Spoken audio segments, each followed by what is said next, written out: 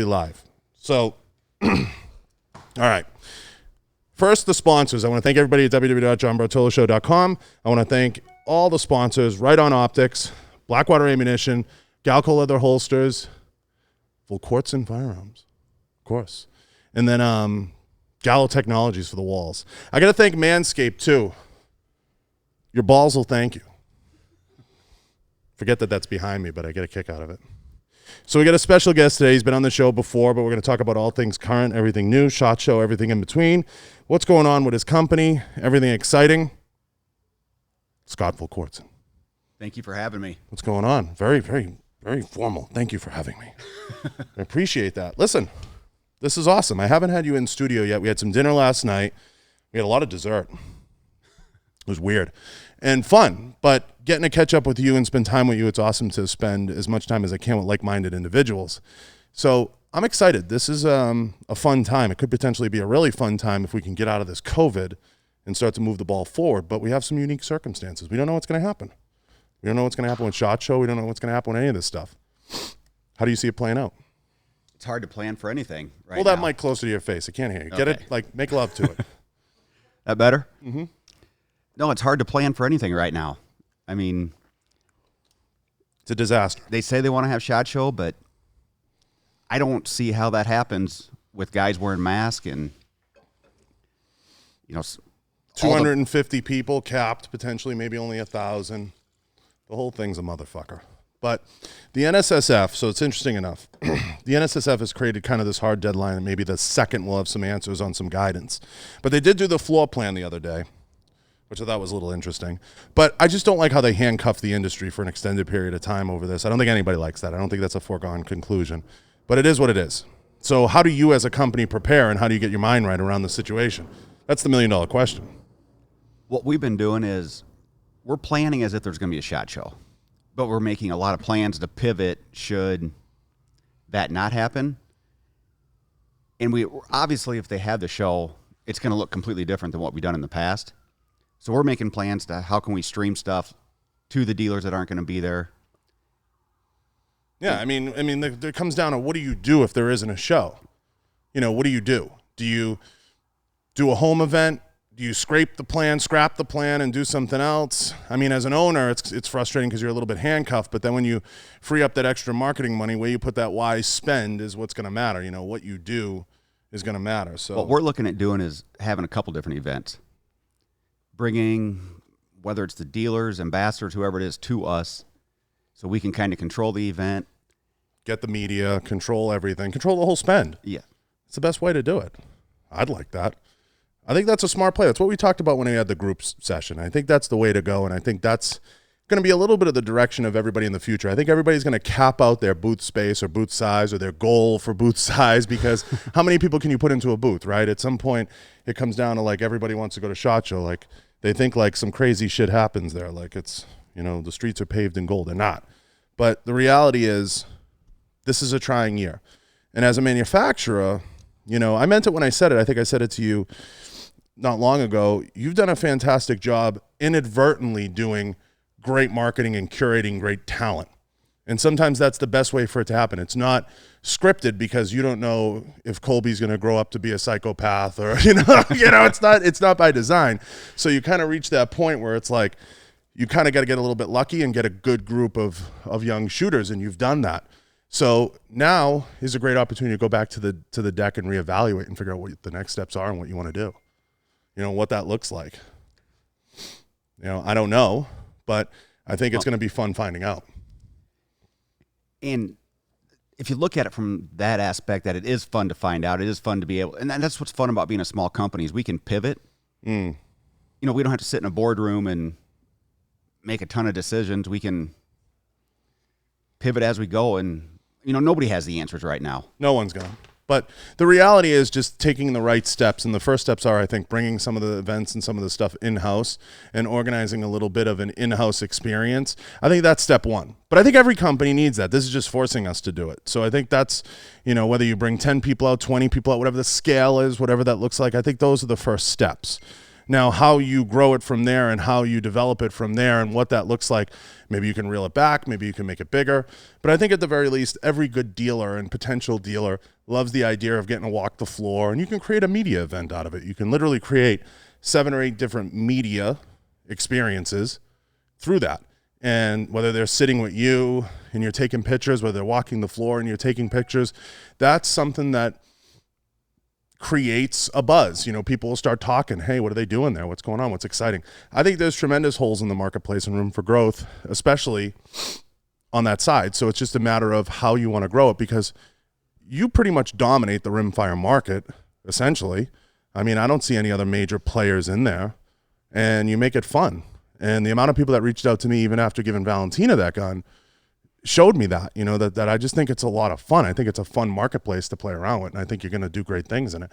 Whether or not you decide to expand beyond that and what you want your reach to be with your team, the world's your oyster, as far as where you want to go. Have you guys thought about that, the long-term plan? I mean, do you go from 22s to bazookas? What does that look like? We have talked about it, and right now we're looking at 2021 of bringing back a centerfire line that we offered for about 10 years. We haven't completely decided how that looks, but there's a lot of rimfire stuff we want to do yet. And I think you hit on something that a lot of times we forget about. Don't give away my $1 million secrets. I'm not going to give those away. But I think a lot of times we forget why we got into this is it's fun. We get so wrapped up or caught up in everything else that's going on around us, the politics of the industry. Well, I think it goes without saying the industry is 5 years behind, 10 years behind. We can debate that all day long, Scott. I think it's more, this is a great moment of pause to reflect and look at everything around you and figure out how to get better as a person, as a company, as everything. COVID dealt a funky hand to our industry in so many ways, especially even the fitness industry, but a funky hand to both industries. It showed us our limitations, but it also showed us our weaknesses and showed us maybe where we could go quickly and what that could look like. I never thought there would be, when I started the podcast, I probably thought the industry was like 10 years away from really embracing that. COVID probably cut 8 years off of that. Yeah, it forced us to adapt much quicker, because even the events that you talk about, companies should have been looking at doing those prior to COVID. God, yeah. And like you said, we're 5 to 10 years behind. Well, think about it this way. When you go to trade shows in any other industry, you're excited to hear the speakers. Usually you look at the menu of the speakers. We never do that with SHOT Show. No. That's terrifying. So we're never excited to see anybody talk. We're never excited to see anybody.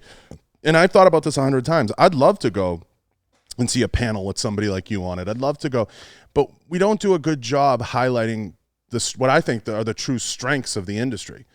And that's a failure. That's a failure on everybody's part. It's not just the NSSF. But I always thought that through the podcast, because I felt we take these pictures. We go out and we take a picture in front of like a fucking rock. And we're like, this is me. And I'm a real woman, or I'm a real badass, and I'm in front of a rock.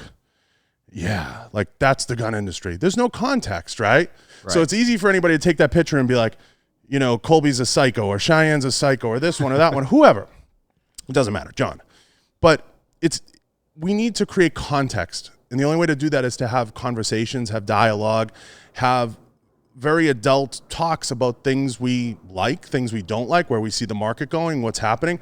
That is the function of every civilized market, everything that goes on. You can't turn on CNBC without seeing people pick one stock or the other stock. You can't turn on. So to have those civilized conversations is normal. It's only in this industry everybody walks around and says, don't upset them. Don't have the. So, I talked about this last night with you. It's just that move towards. It's crazy to me because the industry has become such an industry overrun with pussies. It's ridiculous. It's like that radical political correctness has crept into our industry where everybody has to, be nice and smart and be kind. Well, if nobody asks the question, hey, are we going to have SHOT Show? Hey, are we going to, common questions, we're never going to get anywhere. I think it's an issue too of you can ask a question or question an organization and not hate it doesn't the have to be a thing. organization. It doesn't have to be a thing. And I get such a kick out of that. Like we're almost like trapped in this thing where like everything has to be a thing. And I never understood that. Like, you can have an opinion, you know? I mean, we're very quick to be like, I'm pro-life. I'm pro-2A. We don't want to hear any other argument. We're pro-2A. But we're not quick to like form solid ground on some opinions like, oh, we can't upset Charlie or Phil or Todd or Mary. And that's how it starts. That's how that, you know, that weirdness creeps in. I just think we have to open up dialogue. And I think it has to happen even at the boardroom level to an extent. People want to have a conversation. Hey, if somebody disagrees, speak up. Let me hear it now. I might tell you no, but we're going to do it my way. It's my name on the door. When it's your name on the door, you can do whatever you want at the end of the day. But I just think you have to be open to willing to hear that, you know, that dissenting opinion. You almost want that in some ways. Actually, you need that. Mm-hmm. I mean, whether it's this industry or any industry, if all you have is people agreeing with you and telling you yes, you're never going to move forward. So let me back up. I know I've asked you this before, but when you started the company, when you got where the company is today, when you had that aha moment, what made you of all things choose rimfire? I don't think I've ever asked you that. That actually came from my dad. So he used to do basic general gunsmithing, custom gun building, everything across the board. And in the early 90s, he finally decided, he was a one-man shop. So he's like, I can't do everything that I'm doing. I got to figure out a niche. The old timers loved rimfire. Yes. And his thing was, regardless of what anybody shoots, everybody has a rimfire. Everybody has a 22. What's crazy too is as we get older, we gravitate towards it, and like we're like rimfire when we're younger. But you love it when you're young, and when you get older, you go back towards it. We talk to a lot of customers that they go back to rimfire just because, you know, they may have arthritis in their wrist, you know, whatever it is. They can go out and shoot 22s, and it reminds them of whatever, but they can do it comfortably all day long. It's fucking crazy. And it's one of those things that when we start doing it, you know, we got into the 10/22 market, and everybody said, well, what are you going to do next when that's saturated? No, that'll never be saturated. And yeah, that'll never be saturated. 30 years later, we're busier now than we've ever been. No. That'll never be saturated. Because it's like an erector set. It's like a Glock. It's too much you can fuck around with it. Yeah. There's too much you could do to it. There's too much tinkering. And anytime you give people room to tinker, I've fucked up a lot of guns tinkering. And anytime you have the ability to mess around with stuff, you'll do it. So I think it's a fun space to be in. Are there any weird calibers that ended up on the chopping block that you guys have fucked with? Anything that not mainstream? We've worked with a lot of different rimfires. We've done we just discontinued our 17 WSM, but prior to that, we had worked on a couple like proprietary rimfire calibers that eventually came out. Like back in the early or probably late 90s, Dad had actually worked with a company to develop a 22 neck down to a 17, which eventually became like the 17 Mach 2. Yeah. And we weren't involved with the final product, but it was something that we had on the table prior to that. The hard part is you can design anything. It's finding the feeding system. Yes. People don't get that. I try to explain that to them all the time. I'm like, you can have anything. You can have a bazooka. How are you going to feed the cannonballs? And what a lot of people, they'll have ideas. They don't understand, like the cost and engineering that goes into making a magazine. Mold. Even, you know, magazines are tricky. There's a reason a lot of them don't work. Yeah, you got to go. Like, God, I guess I could say this. You think about like what SIG went through with those damn MPX mags, and they used and they were amazing when they were done. But it took a couple editions for that to pan itself out.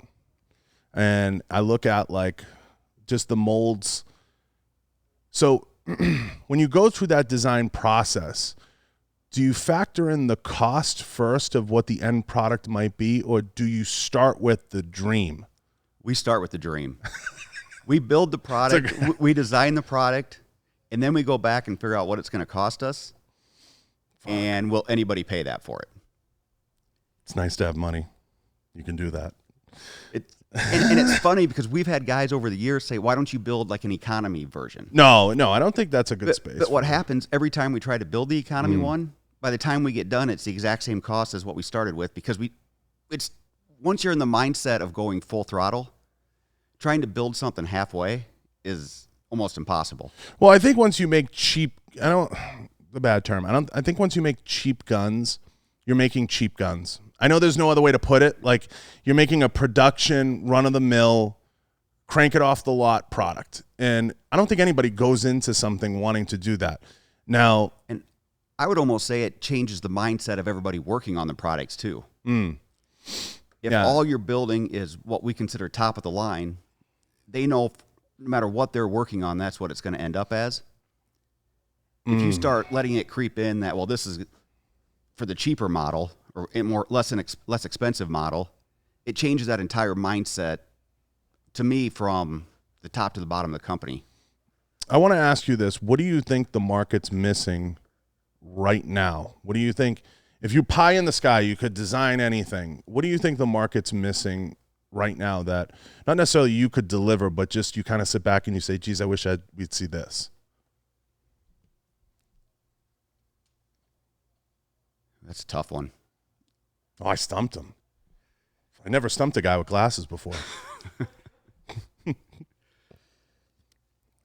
We are in front of a live studio audience today. No, kidding. But yeah, sort of. It is a tough one. I'll take a stab at it. Just to maybe this will help lubricate an answer for you. I would love to see the industry be able to, and I'm talking about from a firearms perspective, so everybody knows, not pouches, not bags, not that type of thing. I would love to see the industry be able to mass produce, and I think that they can do this. I think that this exists. A quality line of rifles and pistols from one manufacturer. That's the trick. From one manufacturer. So Glock does pistols really well. SIG has pockets of good things spread out, but from one manufacturer that are all dedicated towards the higher end non-economy line. That's the trick. You want to know why I say it that way?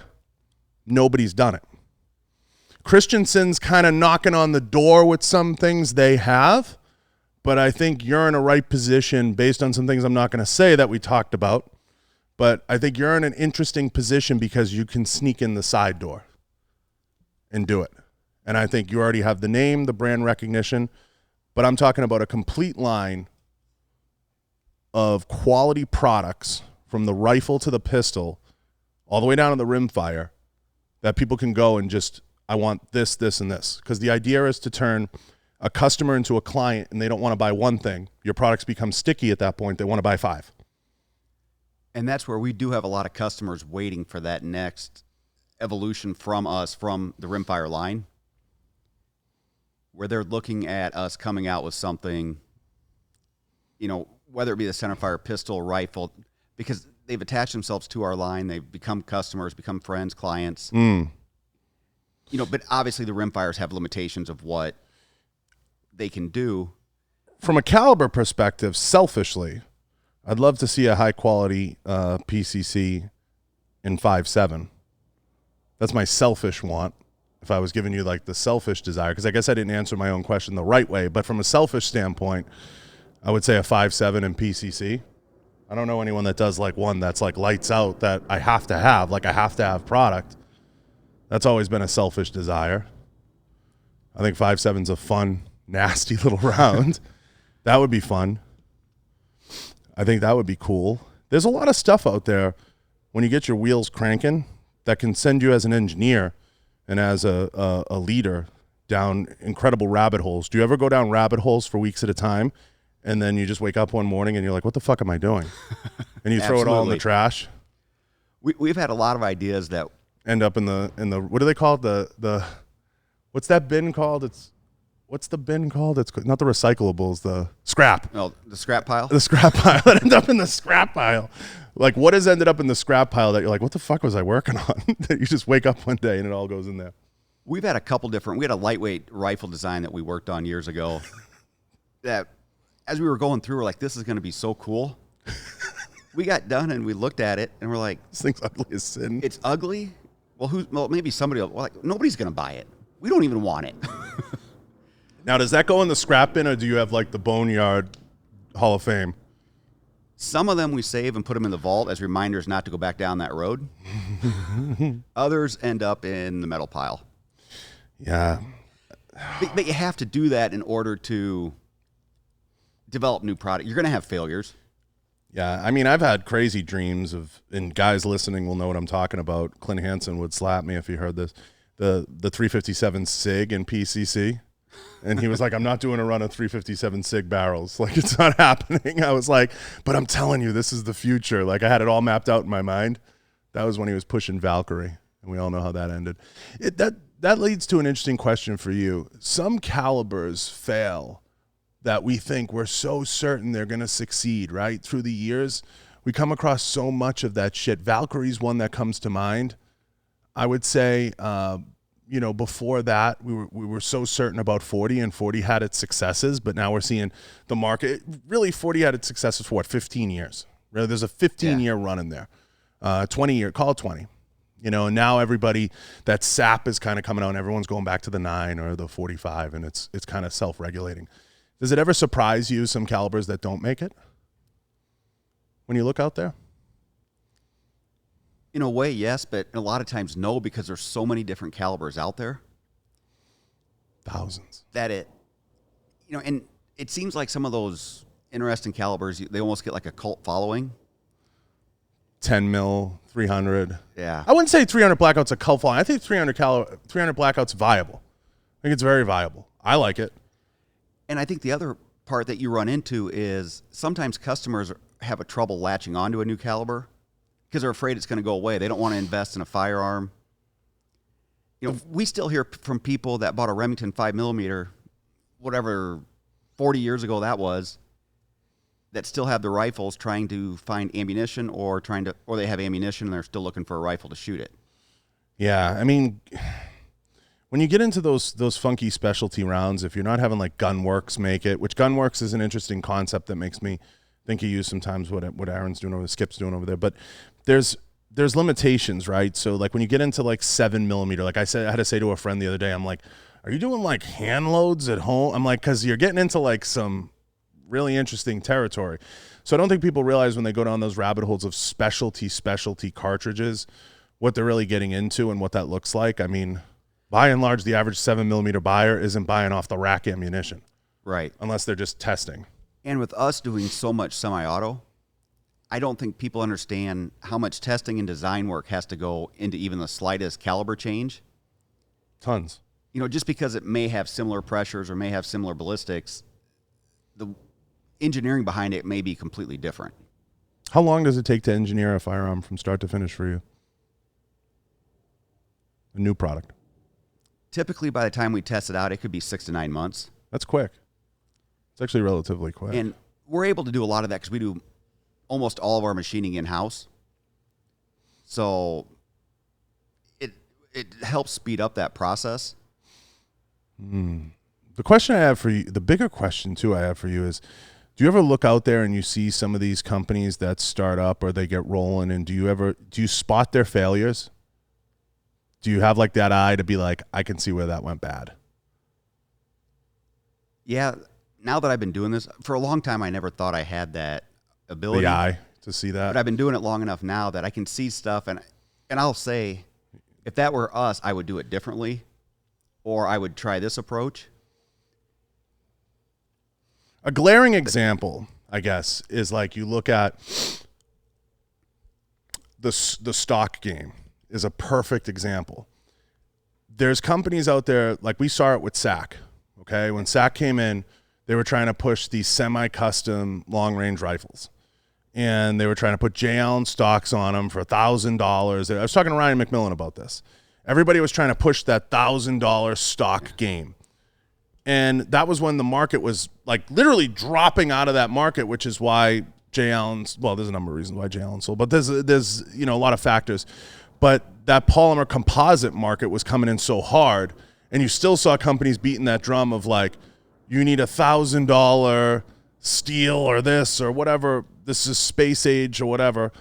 And that market was just falling out. And a lot of that was due to, you saw the SIG Cross come out this year. Before that, you saw Seekins get into the game with a very affordable bolt action. You saw other companies get into it. And it's just, there's not a heavy market for that. That's a very small market. That's a very tight market that's willing to buy a $4,000. Because at that point, why wouldn't you go to Gunworks? Yeah. That's my argument. At that point, why wouldn't you just get a Gunworks gun? Get it custom, top down, for $2,000 more at that point. But that's an easy one to spot, in my opinion.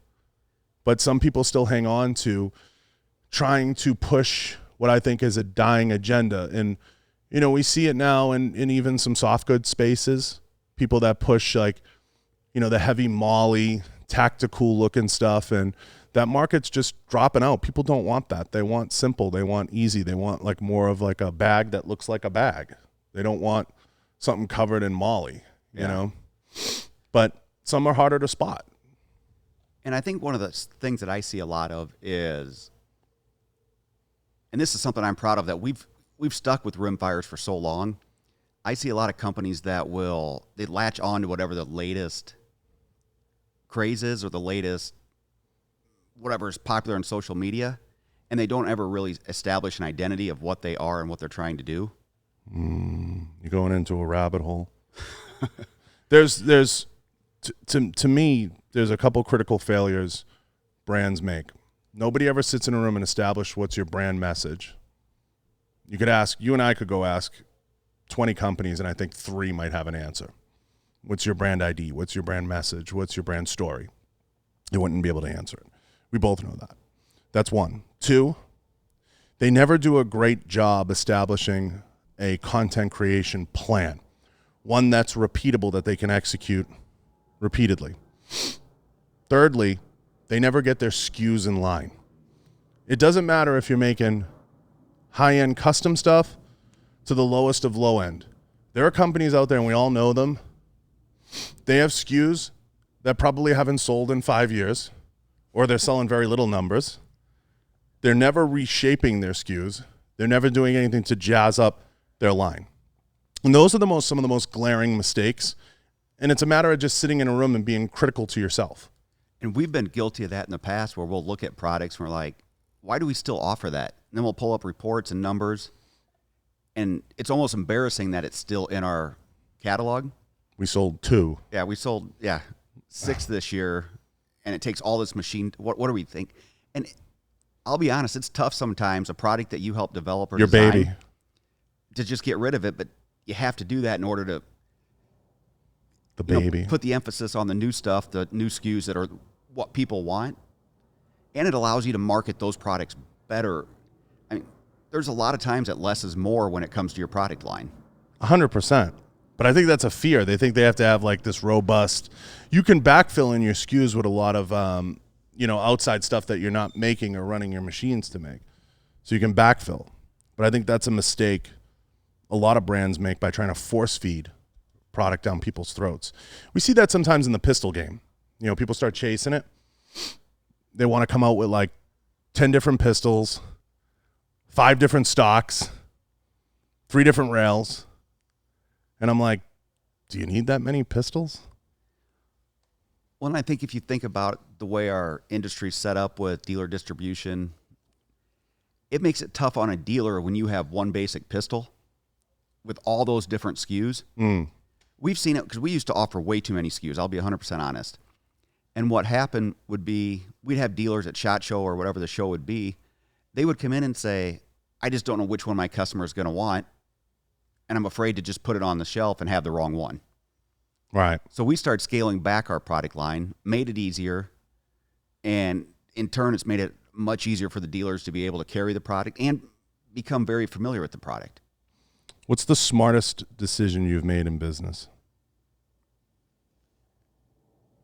Hiring people to specialize, to allow them to do what they specialize in, whether it be the tool and die guys, marketing, down to the accountant. It's coming from a family business that was just my dad. It was hard to give up control. But as you do it, you look around and you're like, well, damn, they're doing it better than I did. And at times it's scary because it almost feels like you're becoming out of touch with certain areas of the business. Hey, you got to know when to let go. Yeah. I mean, I used to be able to program every machine in the shop now I think I scare the hell out of them if I'm standing by the control. Yeah. And what do you think the worst decision, if you could turn back time and change a decision, what would it be?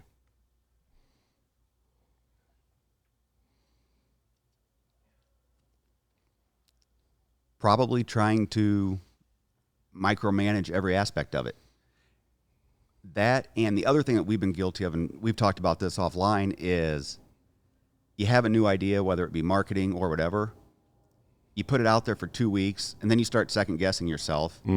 One person criticizes you, and you pull the whole thing. And we've gotten better at that, but it's, you can't just keep doing what everybody else is doing.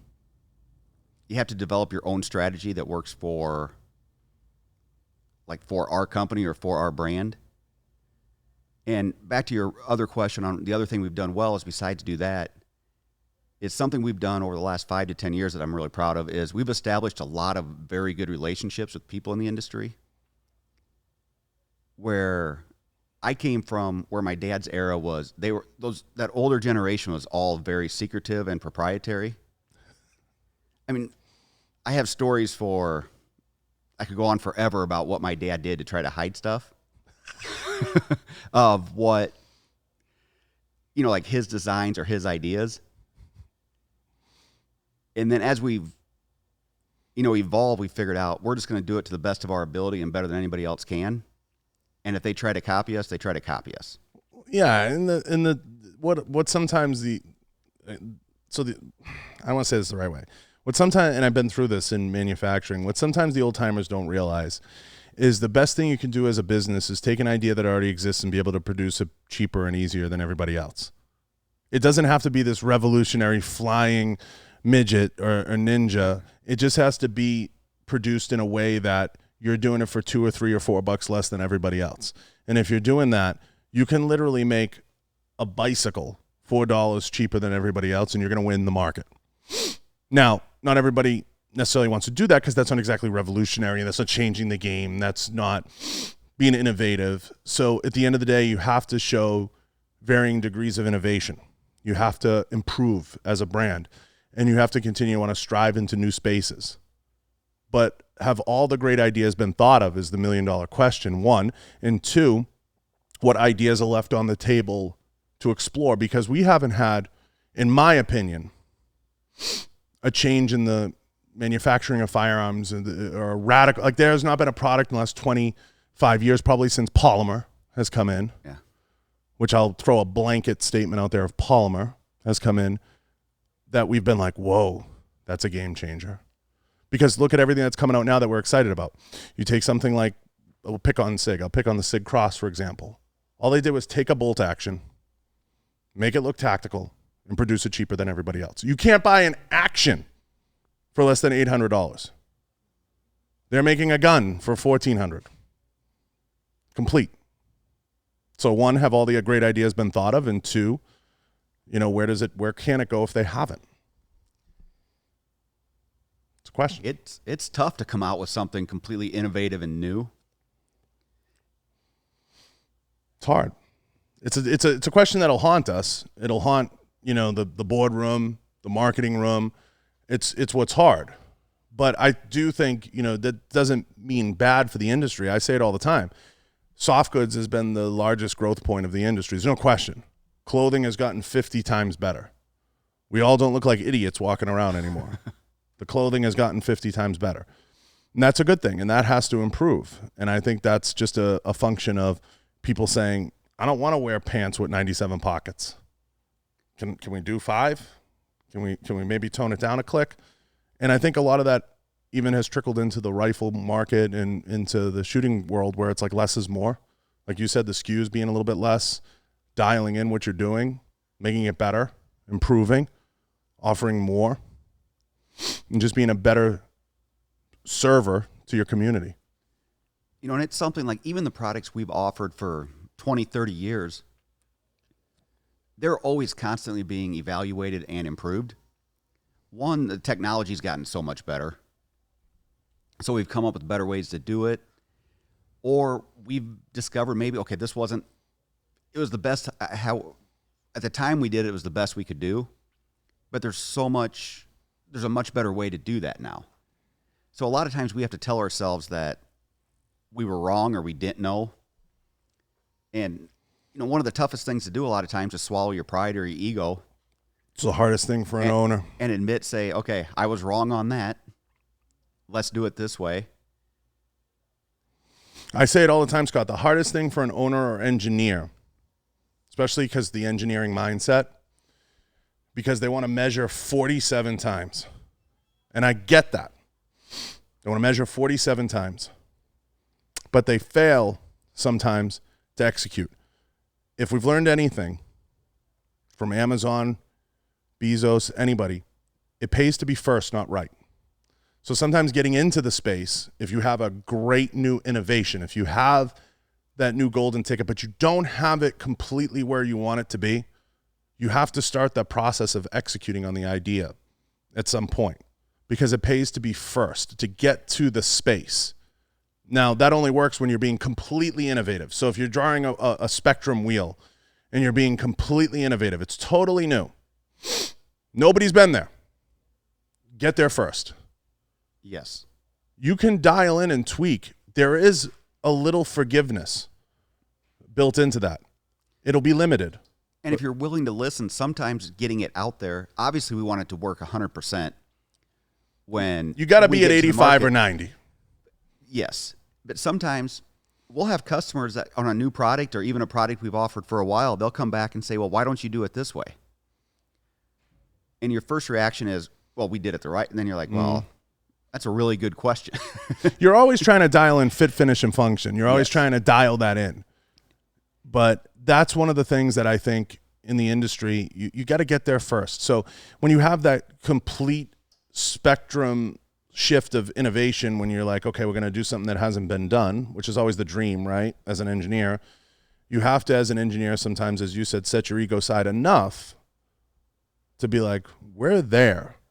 We need some market testing. We need some, and that's a little bit what we saw with even, I know it's a terrible example, but like we saw with the Springfield Hellcat. They were like, we're there. We think we have something that can compete with the P365. It wasn't that innovative, but it was still, they wanted to compete in what I call that mini compact market. They put a couple hundred of them out there. Let's see. That's how you get market share. But like I said, if you're being completely innovative, you got to get it out there, and you have to be willing to take that feedback, curve the ego, listen, and say, this idea makes sense, or let's listen to this feedback piece. You hope that you get it from your micro sample or your macro sample when you get everything out there, when you start doing it. I know a couple rifle companies that are doing some really innovative shit in the 2011 game right now that are going to be coming out with some stuff. I know, and I've seen it, and it looks great. There's a lot of that, and there's a lot of companies willing to forge into those kind of areas that they haven't played in, and they're trying to exploit certain holes in the marketplace, and I think they'll do it with varying degrees of success. But what it comes down to is, are you willing to put it out there? And I think a little bit it comes back to, a lot of times we have such a secretive business that you're afraid, you want everything to be 100% right before you put it out there. Well, because you don't want the industry to eat you. You don't want the industry to eat you, and you don't want, they're going to steal my idea. Yeah, but that's a shitty way to live, because I completely agree, but I mean, you want to talk about Pepsi Clear? You want to talk about what was it when Coca-Cola tried to do what was it, fucking not Diet Coke, they tried to do that other Coke, and we've seen it through the years with major brands have these battles and have these releases. They bombed. I mean, they were terrible. And millions of dollars was put into them. It wasn't, it happens.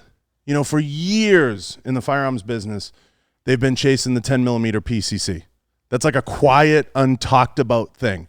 We see it pop up on websites. We see it show up. B&T has one out that would supposedly work. Supposedly, according to Sean Burrows. Sean, if you're out there, I believe you.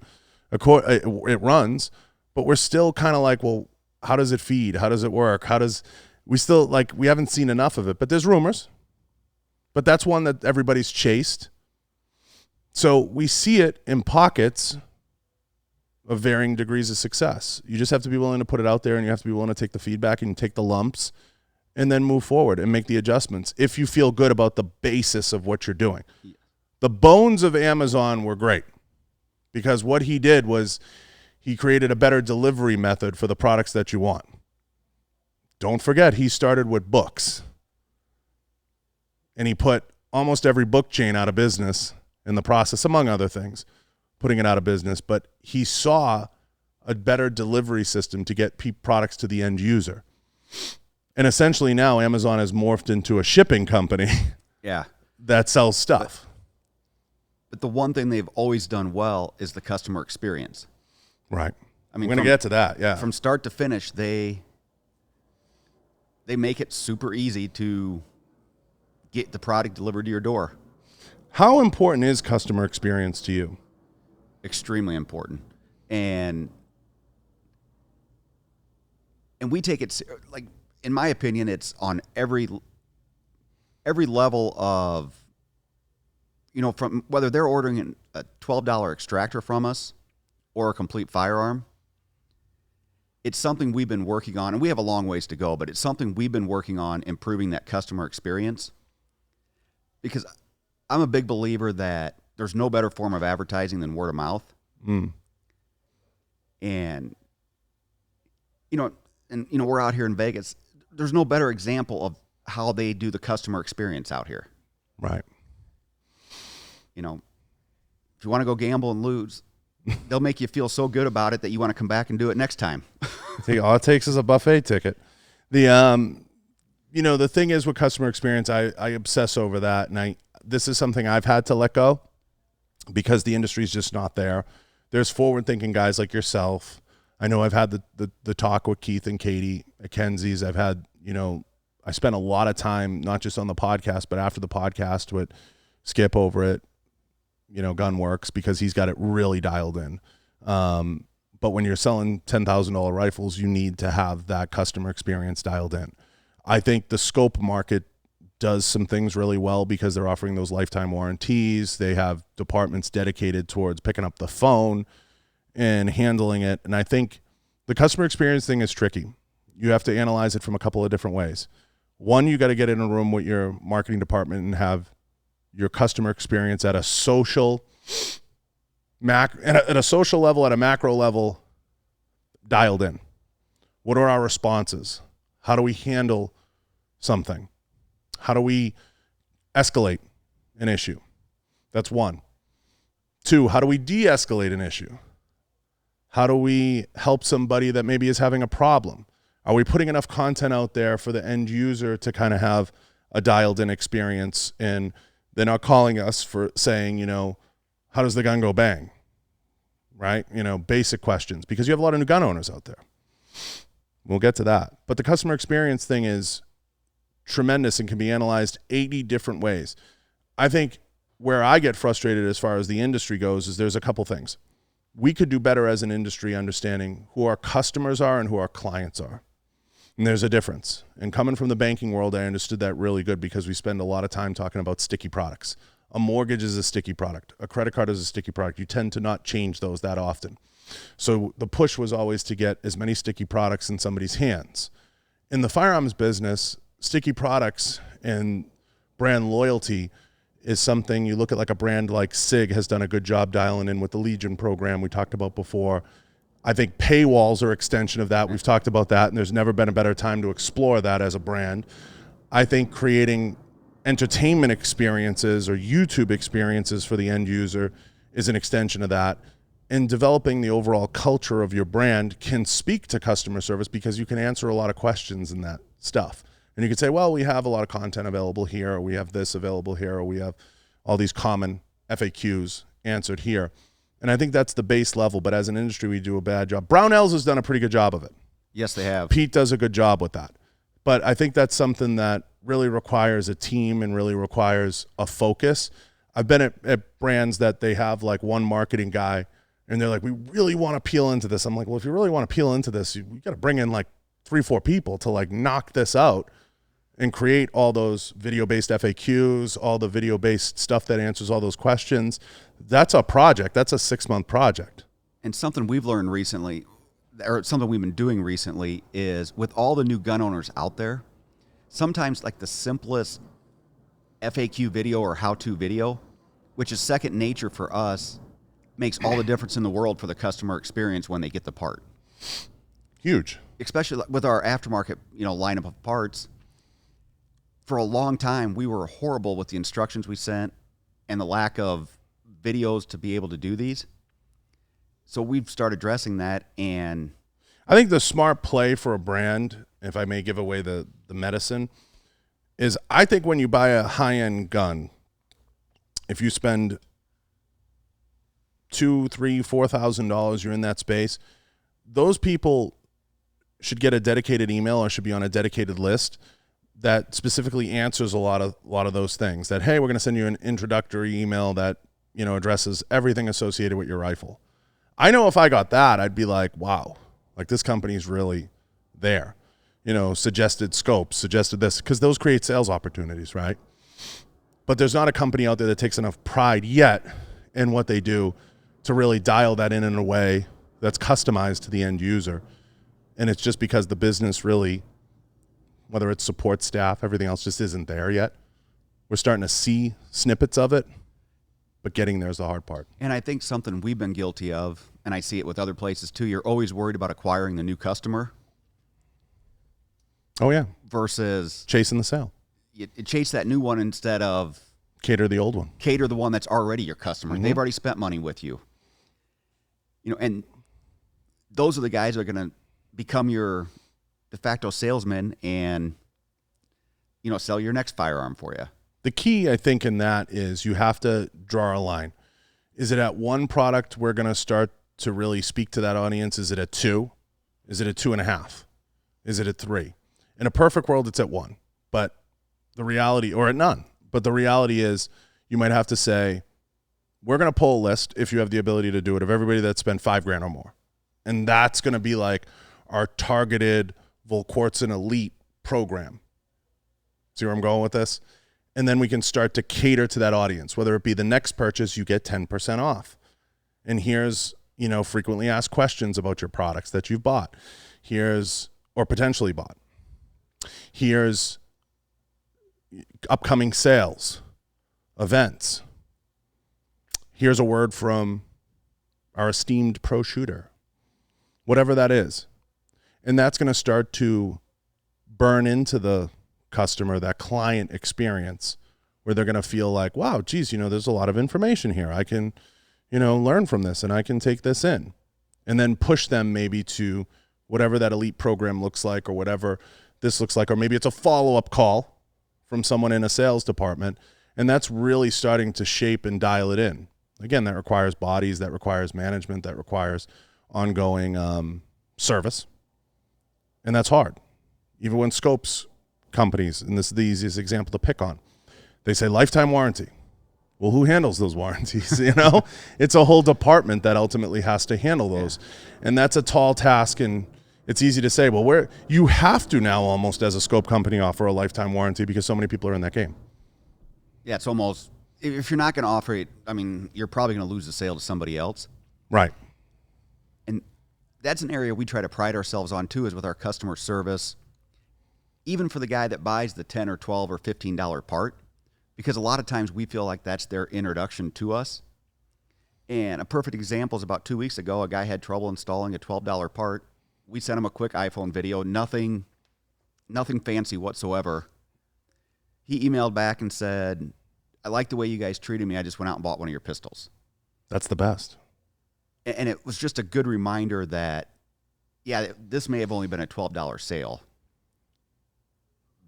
But at the same point, you have to provide them that customer service because you have no idea where it might lead to. Now, similar to me, I know what relationships mean to you and how important they are. And we've talked about this. Do you ever get a lot of high-profile people shoot your guns? I don't want to understate that. I was surprised. We've been very fortunate there. And does that get you excited? Does it flex the ego? Does it get you excited? It does. And it's cool when you see people that can afford or buy whatever they want. Choose you. Choose our product. And the neatest thing for me, like from a personal standpoint, is, yeah, it's cool that this person in this, has this status. But then once you get to know them, being able to learn from them, how they got to that position in life. Yeah, it's great. They're famous. They're whatever. But there's always so many takeaways you can see from them, or something you can learn from them that got them to that level. Whether it be their, if it's a fitness person, their discipline to get there, their passion for what they're doing. Any of it. It's all exciting. Yes. And just to see it drip into other markets. I never in a million years. I'll add one thing to that, though. As cool as that is, though, getting a picture or seeing a social media post with some, like, let's say, granddad with their granddaughter or grandson out on the range shooting. Oh, you're going to get me in the feels. Is just as rewarding. To have that, that guy write you a handwritten letter of, I bought this and took my 7 and 8 year old, grandkids out. You're such an owner. It's true, though. I mean, listen, as corny as it is, it is true. There is truth to that statement. It's corny, but yeah, it's rewarding when you see that. Yeah. I mean, don't get me wrong. It's fucking cool to see a video from somebody high profile or Absolutely. a photo or anything, because it speaks to, like you said, they're willing to put that spend with you. They can buy anything they want. I think that says a lot, and I think you're right. I think it says a lot when the guy scraped and saved and clawed to buy your product. I think that says a lot too. Do you ever kind of reach out to these people personally if you don't know them? Yes. Have you ever done that?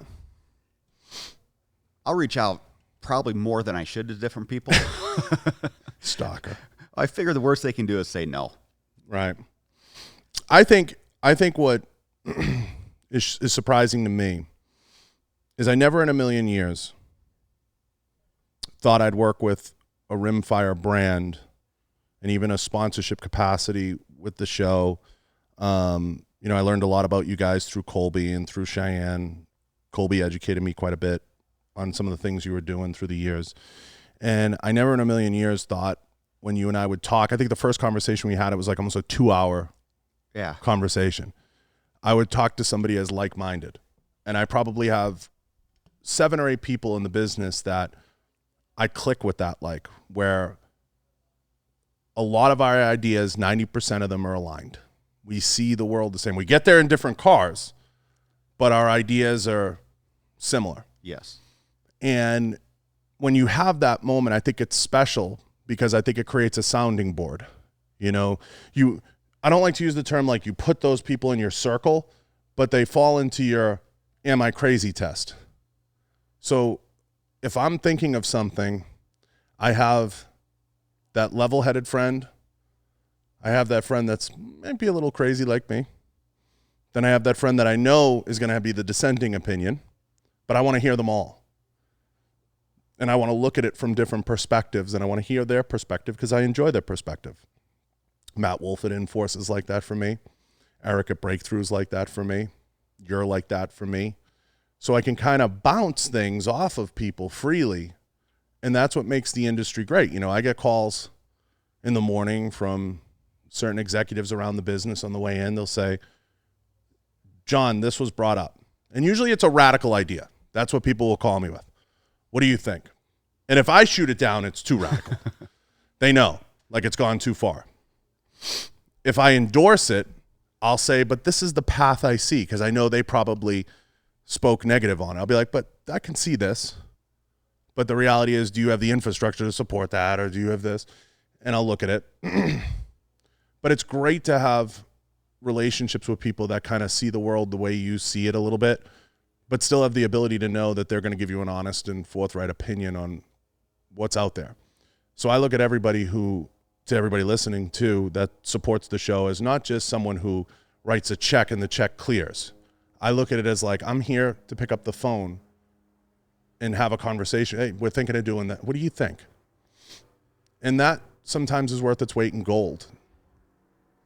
And that makes me think of the conversation you guys had on your show a couple weeks ago about the SHOT Show and Right. the breakout sessions. You know, so many other industries have those breakout sessions where you can sit around with people in the industry and bounce ideas off each other. Except ours, it seems like. Wow. There's bits and pieces here and there. That's an ego piece. We could spend a podcast on the ego of the industry. That's an ego piece around the industry. So by and large, you'll find, I feel, most CEOs very willing to have conversations. The problem isn't going to Marty Daniel and having a conversation. The problem isn't, because that's a call away. The problem is how our entities curate these people. And they don't do a great job setting it up in a way that I feel like I can learn something. We have people in this room, and we have people all around this industry that have a desire to learn and get better, want to make more money, want to be successful. My phone rings daily.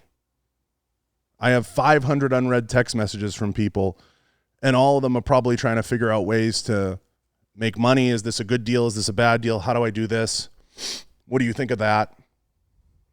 I choose to spend my time with people that I think there's quote unquote hope for, or I think can maybe see the forest through the trees. Some don't want to put the work in. They don't realize that it's a lot of work to get there.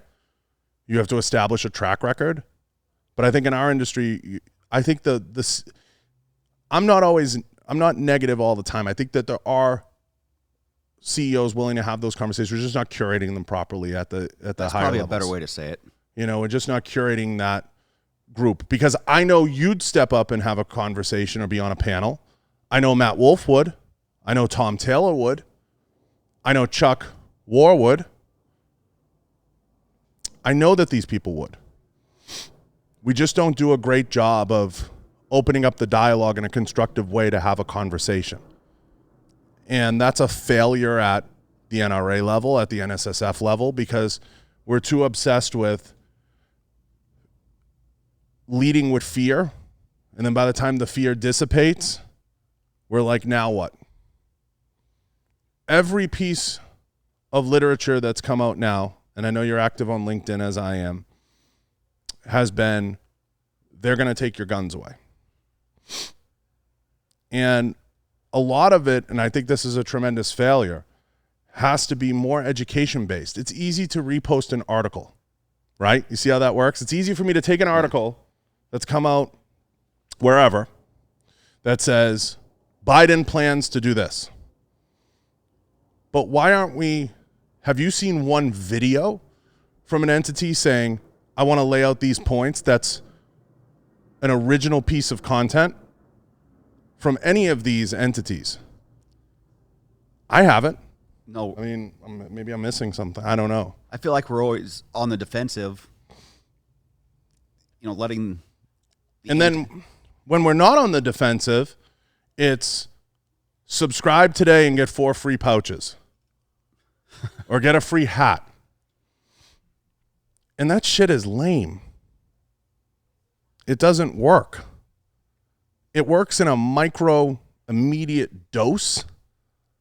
But after you get the shitty hat or the pouch and you throw it in a corner, you're like, now what? Now what? Where's my value add? So, like I said, we can go down a rabbit hole of the failures, but I just think it's a matter of creating original content. Like if I was watching you or an exact, hey, this is how I see the issues. This is some things we need to fix. This is the political climate. And you have to address the political climate, right? It's a systemic risk that affects us all. But do it in a way that's beyond posting an article. Yes.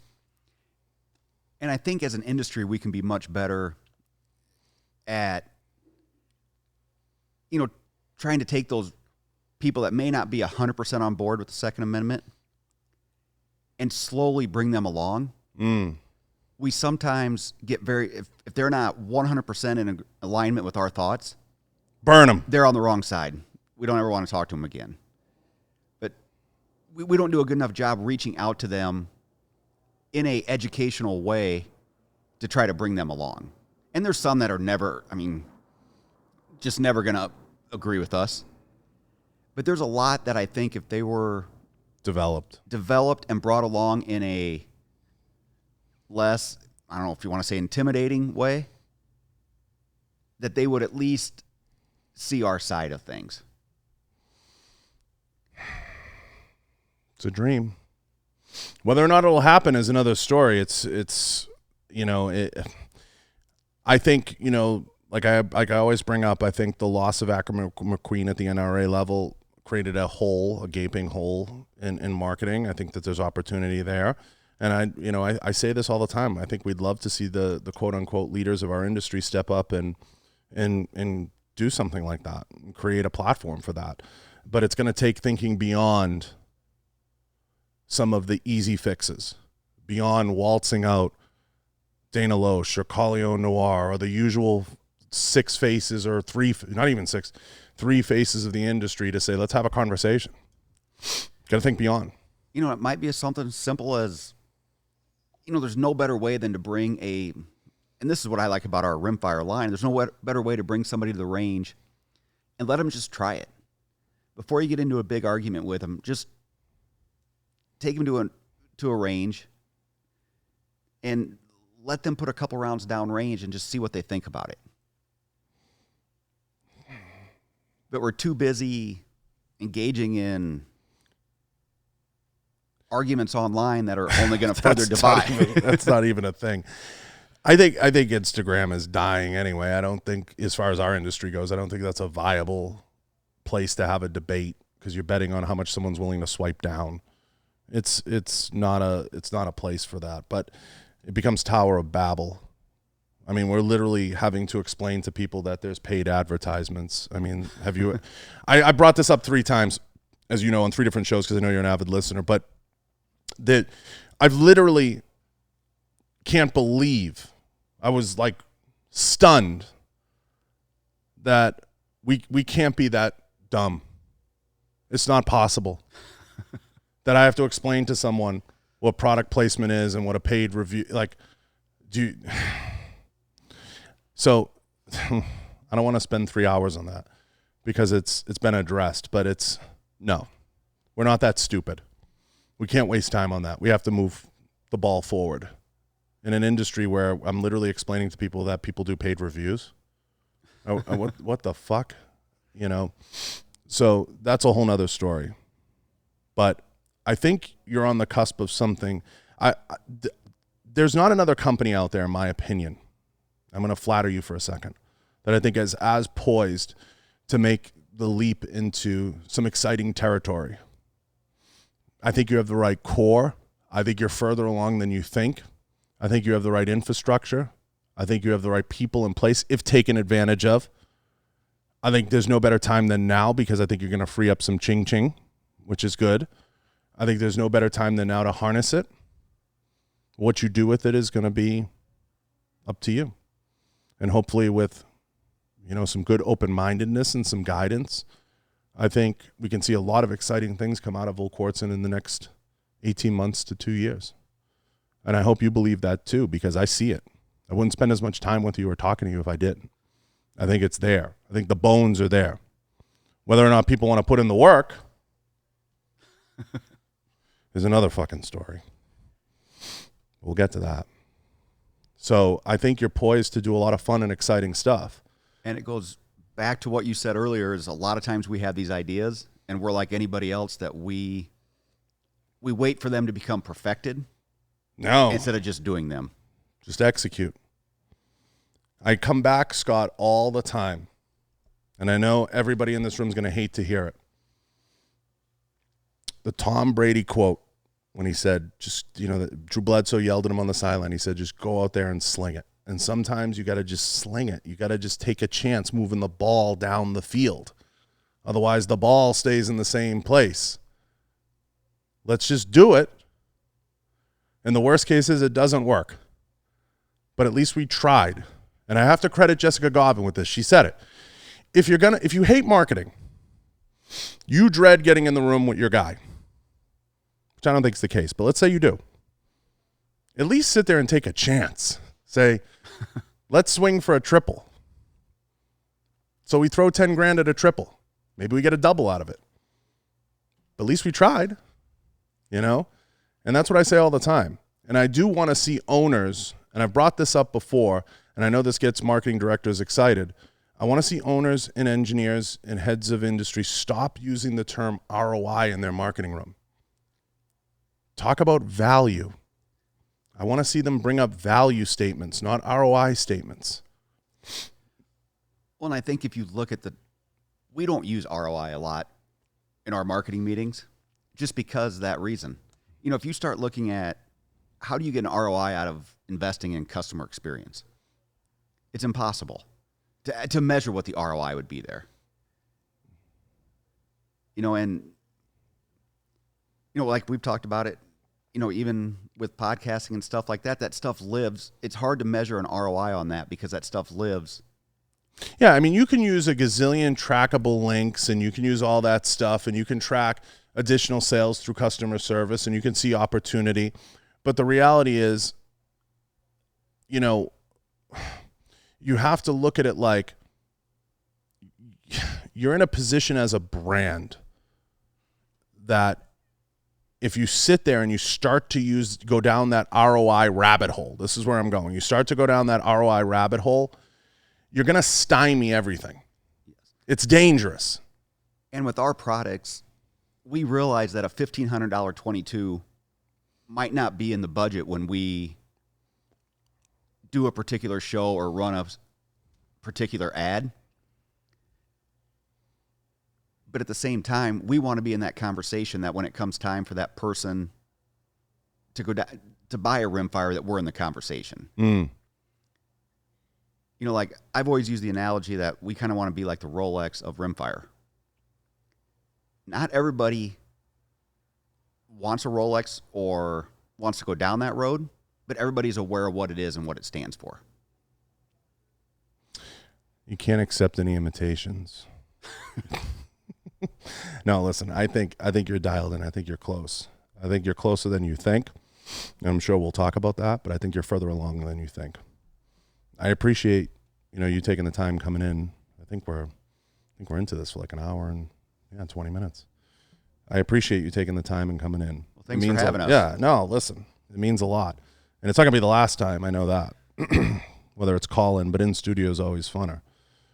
And I know you'll be back. We'll get everybody together and we'll chat a little later. But I'm excited to have you be a part of the show. I'm excited that you took the time to come out. I think a lot of good ideas are going to come out of it. I think it's the right move. I think it's going to refresh everybody a little bit to look at the world differently. Hope. And I think it's going to be a lot of fun. I'm going to put all the links for Volquartsen down below. We have nothing to report on where Volquartsen will be next yet. We don't know. That's up in the air. I wish we could. Yeah, we have nothing to report on where, but stay tuned. And we'll get together later and go deeper into some other stuff, especially the direction and where we might be going. But I appreciate you coming in and taking the time. Well, thanks for having me. Enjoy what you're doing with your show. I appreciate it.